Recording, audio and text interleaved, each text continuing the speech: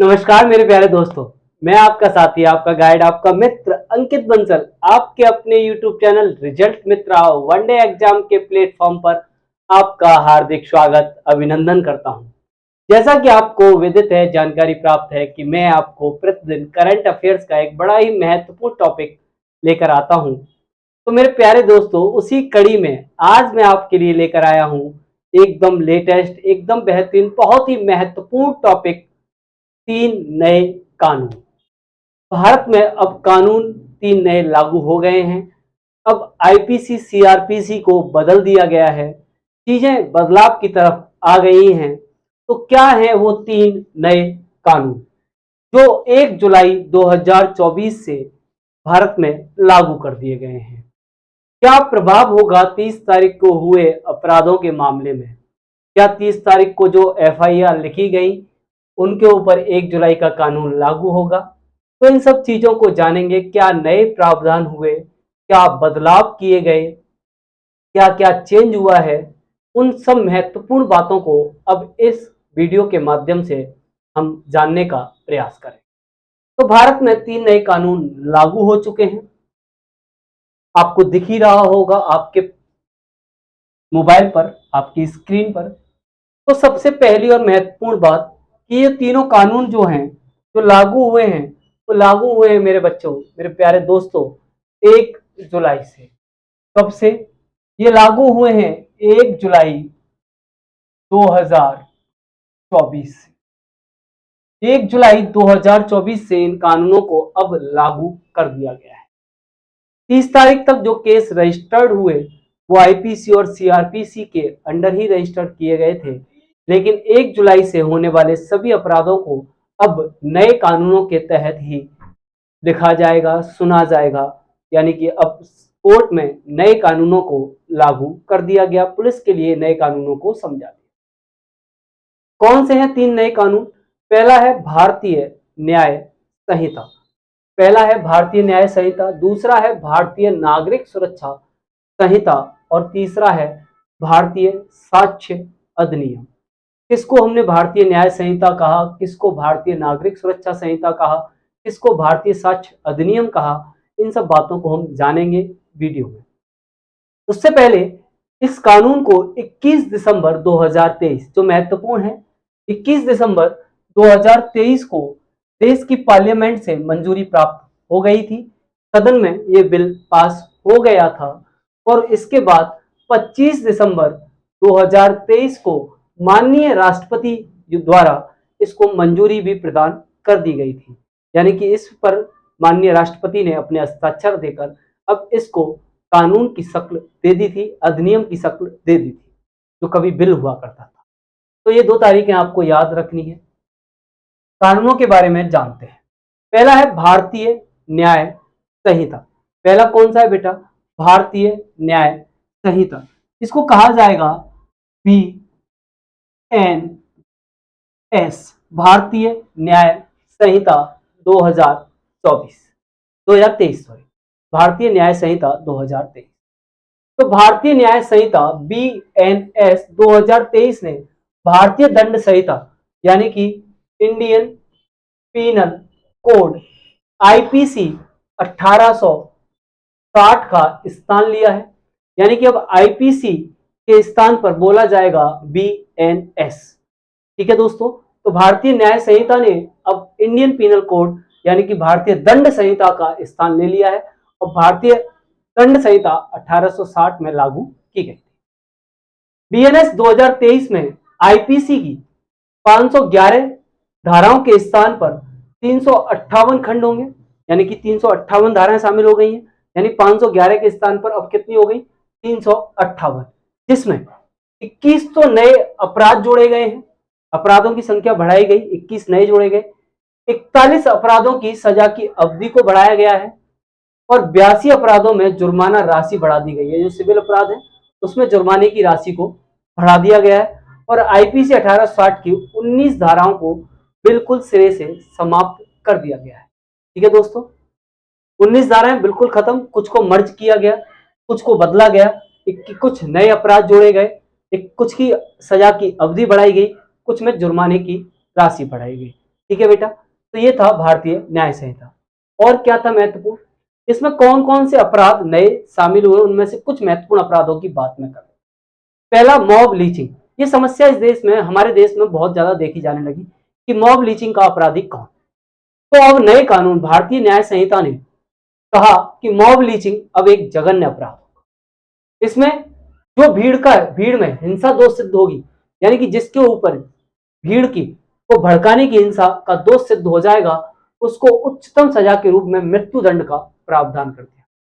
यानी कि अब ये नहीं होगा कि भीड़ की शक्ल नहीं होती, अगर भीड़ की शक्ल को पहचाना गया तो उस समूह को, व्यक्ति को मृत्यु दंड तक का प्रावधान कर दिया गया।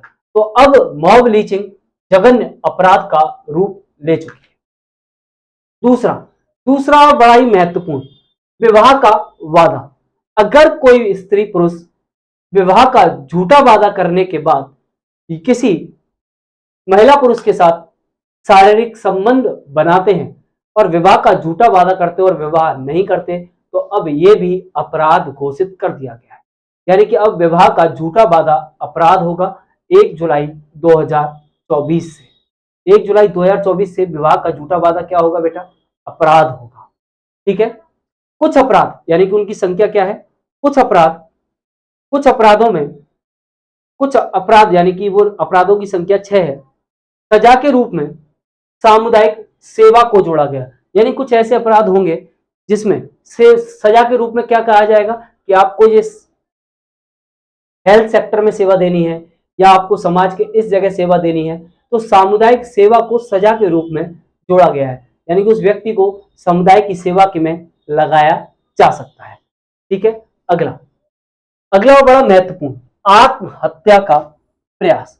यानी कि अगर आप किसी भी सरकारी कर्मचारी को, किसी भी लोक सेवक को उसके कर्तव्यों को करने से रोकने के उद्देश्य से आत्महत्या का प्रयास करते हैं या करने की धमकी देते हैं, ठीक है, उसको उसके कार्य से रोकने का प्रयास करते हैं, तो इसको भी क्या बना दिया गया, अपराध बना दिया गया।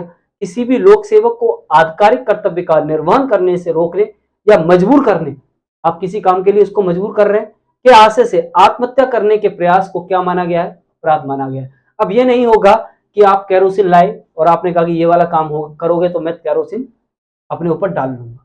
अब आत्महत्या का प्रयास अगर आप किसी व्यक्ति के सरकारी कामकाज में रोक लगा रहे हैं या उसको किसी ऐसे काम के करने के लिए मजबूर कर रहे हैं जिसको वो नहीं करना चाहता या वो कानून के अगेंस्ट है, तो और उसके लिए आप उसको आत्महत्या की धमकी दे रहे हैं, तो इसको क्या माना जाएगा, इसको अपराध माना जाएगा। अगली बात है भारतीय नागरिक सुरक्षा संहिता 2023। भारतीय नागरिक सुरक्षा संहिता 2023 BNSS 2023। भारतीय नागरिक सुरक्षा संहिता ने सीआरपीसी 1973 को प्रतिस्थापित कर दिया है, यानी कि सीआरपीसी की जगह ले ली है भारतीय नागरिक सुरक्षा संहिता ने। तो याद रखिएगा सीआरपीसी कब आया था, 1973 में, और भारतीय नागरिक सुरक्षा संहिता कब आई, 2023 में। याद रखिएगा इस बात। इसमें कुल 531 धाराएं हैं। ये 53 लिख गया था, गलती से टाइपिंग मिस्टेक है।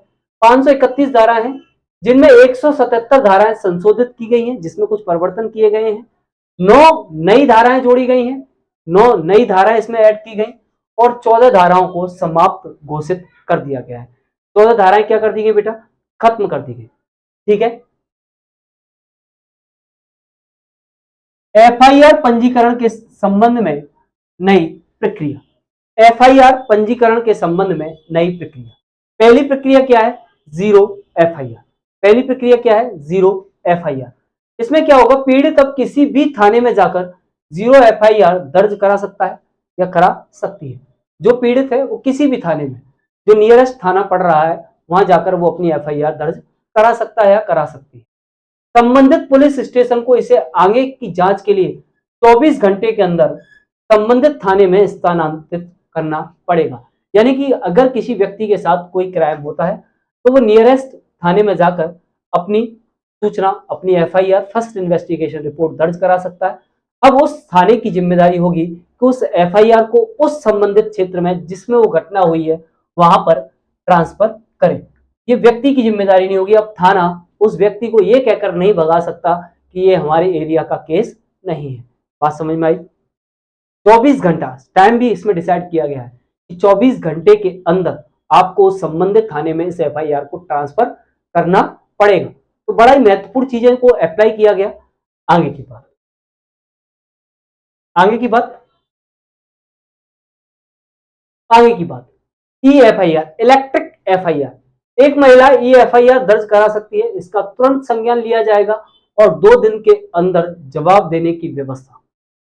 यानी कि महिला ही नहीं, कोई भी व्यक्ति ई एफआईआर दर्ज करा सकता है और इसमें 2 दिन के अंदर जवाब देने की व्यवस्था। महत्वपूर्ण क्या है कि अब 2 दिन के अंदर उसको उसकी एफआईआर पर क्या अमल हुआ है वो जवाब देगा। कौन? संबंधित थाना। ठीक है।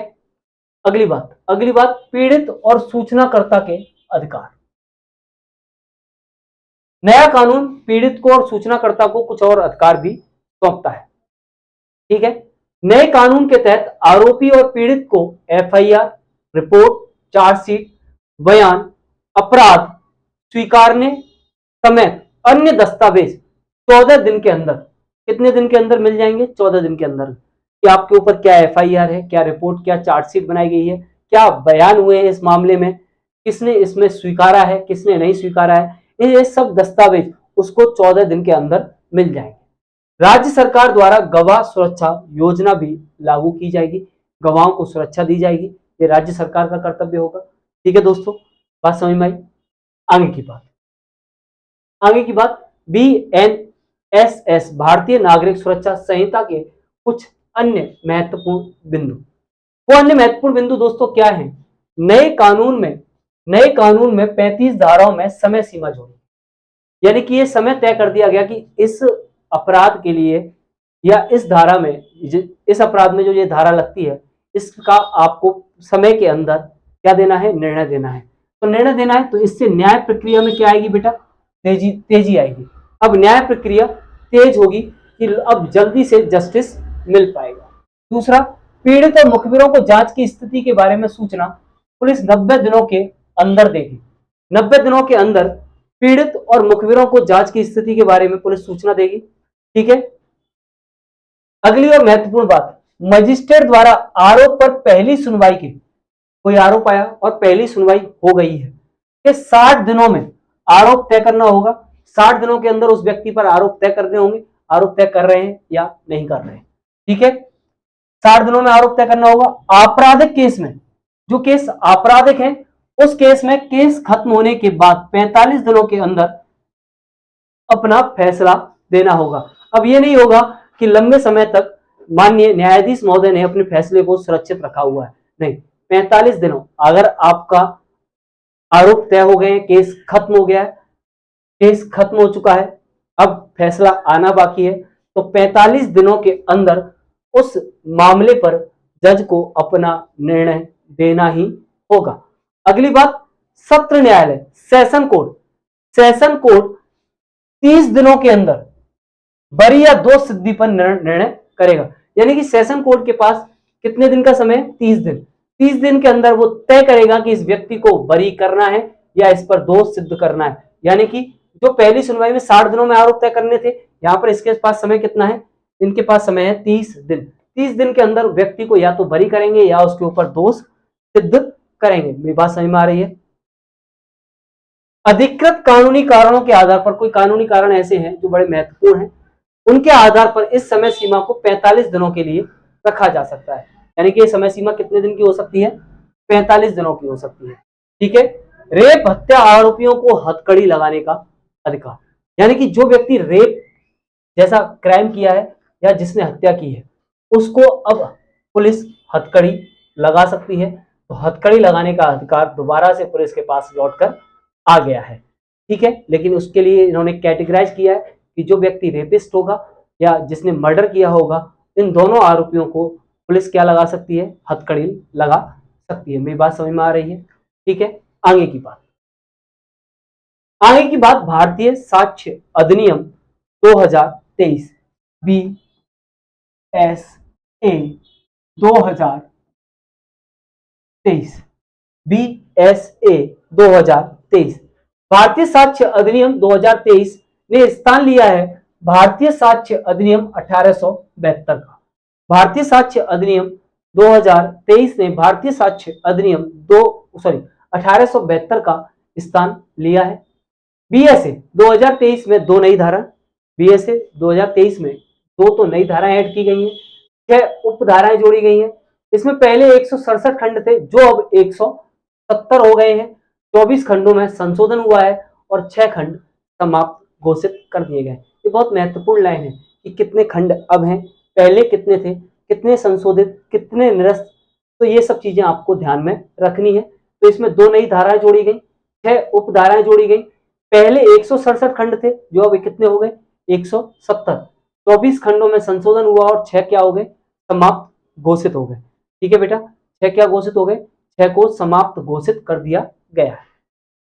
प्रमुख बदलाव क्या है, जो प्रमुख बदलाव है, साक्ष्य के रूप में इलेक्ट्रॉनिक और डिजिटल रिकॉर्ड को कानूनी मान्यता। पहले क्या होता था, पहले दस्तावेज को ही कानूनी मान्यता प्राप्त थी, अब साक्ष्य के रूप में इलेक्ट्रिक उपकरण और डिजिटल रिकॉर्ड को भी कानूनी मान्यता मिल गई है। यानी कि अब वीडियोग्राफी, रिकॉर्डिंग, इन सब चीजों को भी साक्ष्य के रूप में रखा जा सकता है। मौखिक साक्ष्य को इलेक्ट्रिक रूप में देने की अनुमति, किसी ने मौखिक रूप से अब कोई गुनाह कबूल किया है या गवाही दी है तो उसको आप इलेक्ट्रिक रूप में रिकॉर्ड कर सकते हैं और कोर्ट में उस रूप में उसको प्रदर्शित कर सकते हैं। तो अब ये लीगल हो गया है। तो याद रखिएगा कि साक्ष्य के रूप में अब इलेक्ट्रिक और डिजिटल उपकरण भी काम आएंगे, उनको भी लीगल घोषित कर दिया गया। नए कानून से संबंधित अन्य प्रमुख बिंदु, अन्य क्या है, सबसे महत्वपूर्ण और सबसे खतरनाक, जो पुलिस को कुछ ज्यादा ही पावर देता है, थोड़ा सा क्रिटिसिज्म करना इसका इसलिए जरूरी है कि ये लॉ जो है, जो नया कानून, इसमें नए कानून में, ये पूरे कानून की बात कर रहा हूं, इसमें कुछ चीजों को थोड़ा सा और एडवांस कर दिया। यानी कि अब न्याय की जगह या न्यायपालिका की जगह कानून व्यवस्था को थोड़ा सा लाने की कोशिश की। नए कानून में आतंकवादी कृत्य को भारत की एकता और अखंडता, सुरक्षा, संप्रभुता और आर्थिक सुरक्षा को खतरे में डालने के उद्देश्य से किया गया कृत्य या करने की संभावना तथा लोगों को आतंकित करने के उद्देश्य से किया जाने वाला कृत्य को भी शामिल कर दिया गया। यानी कि जो कभी यूएपीए का हिस्सा हुआ करता था, जिसको यूएपीए को लगाने के लिए राष्ट्रीय सुरक्षा एजेंसी ही काम कर सकती थी, अब वो अधिकार भी पुलिस के हाथ में दे दिया गया है। हो सकता है कि पुलिस इस अधिकार का दुरुपयोग करे, क्योंकि पुलिस के हाथ में थोड़ी सी ज्यादा पावर हमने सौंप दी है। पुलिस ये भी कह सकती है कि ये व्यक्ति आतंकवादी कृत्य कर रहा था। तो ये थोड़ा सा इसमें गलत चीजों को मेरे हिसाब से इसका क्रिटिसिज्म होना चाहिए। नेक्स्ट, अगली बात, नवीन कानून में, नए कानून में नस्ल, जात, समुदाय, लिंग, जन्म स्थान, भाषा, व्यक्तिक मान्यता पर आधारित 5 अथवा उससे अधिक लोगों द्वारा की गई मॉब लीचिंग के लिए आजीवन कारावास या मृत्यु दंड की सजा का प्रावधान। तो मैंने अभी मॉब लीचिंग जो बताया था अपराध, उसके कुछ आधार भी इन्होंने दिए हैं। नस्ल, जाति, समुदाय, लिंग, जन्म स्थान। आधार क्या है बेटा, आधार दोस्तों क्या है, नस्ल, जाति, समुदाय, लिंग, जन्म स्थान, भाषा और व्यक्तिगत मान्यता।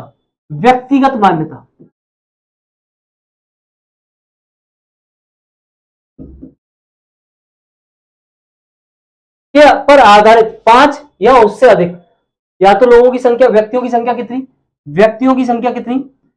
व्यक्ति कितने, 5 या उससे अधिक। यानी कि 5 लोग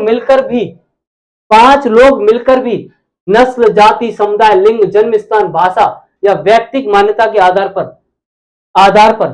5 लोगों को भी कोई बरगला रहा है तो उसके ऊपर भी मॉब लीचिंग के आरोप तय होंगे और उसको आजीवन कारावास या मृत्यु दंड का प्रावधान किया गया है। यानी कि भीड़ का मतलब 5 लोग, भीड़ का मतलब क्या है, 5 लोग, उससे ज्यादा तो भीड़ है ही, लेकिन 5 लोग भी क्या है, भीड़। याद रखिएगा, यानी कि एक ग्रुप में अगर 5 लोग बैठकर कुछ ऐसा करने की कोशिश कर रहे हैं, कोई व्यक्ति ऐसा करने की कोशिश कर रहा है, किसी को बरगलाने की कोशिश कर रहा है, तो वो मॉब लिंचिंग के अंडर आएगा और वो एक अपराध है जिसमें आजीवन कारावास और मृत्यु दंड की सजा का प्रावधान किया गया है। अगली बात बहुत ही महत्वपूर्ण, किसी बच्चे को खरीदना और बेचना जघन्य अपराध बनाया गया, यानी कि कोई व्यक्ति किसी बच्चे को खरीद रहा है या उसको बेच रहा है तो इसको भी जघन्य अपराध की श्रेणी में रखा गया। अगली बात सभी तलाशी और जब्ती की गई कार्रवाई की वीडियोग्राफी करना अनिवार्य है, यानी कि जो आप तलाशी कर रहे हैं किसी भी जगह की या जो जब्त कर रहे हैं उन सब की पुलिस क्या करेगी, वीडियोग्राफी कराएगी। ठीक है। अगली बात महिला हो, 15 वर्ष से कम उम्र के बच्चे हो, 60 वर्ष से अधिक उम्र के व्यक्ति जो गंभीर रोग से ग्रसित है तथा दिव्यांग व्यक्तियों को पुलिस सहायता घर पर ही उपलब्ध कराई जाएगी।